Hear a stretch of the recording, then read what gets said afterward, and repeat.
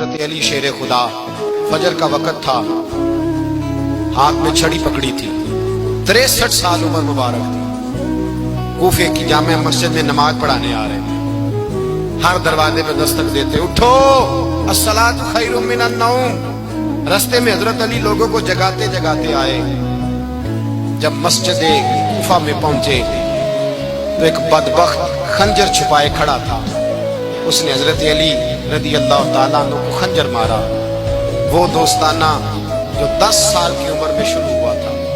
جب شیر خدا کو خنجر لگا تو پتہ لفظ کیا تھے؟ فزت برب الکعبہ، لوگوں رب کعبہ کی قسم میں کامیاب ہو گیا، میری زندگی دین کے کام آ گئی، میں کامیاب ہو گیا۔ حضرت علی کی داڑھی ساری لہو سے بھر گئی۔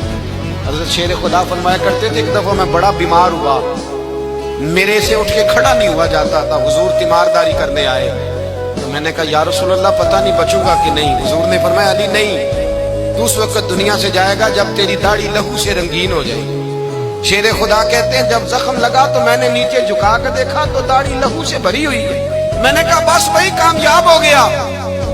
جامع مسجد کوفہ میں مولا علی نے سر سجدے میں رکھا، اور اسلام کی تاریخ کا وہ شخص جس شخص نے اپنی بچپن سے لے کر جوانی، جوانی سے لے کر بڑھاپا، اور جاتے جاتے امام حسن اور حسین کو قریب بلایا اور وصیت کر گئے، بیٹا جینا اسی کا ہے جو دین کے لیے جیے، بیٹا مرنا اسی کا ہے جو دین کے لیے مرے، جس دھج سے کوئی مقتل میں گیا وہ شان سلامت رہتی ہے، یہ جان تو آنی جانی ہے، اس جان کی کوئی بات نہیں۔ حضرت شیر خدا کرم اللہ تعالی وجہ الکریم خاتم الخلفاء تھے، ان پر خلافت اسلامیہ ختم ہوئی۔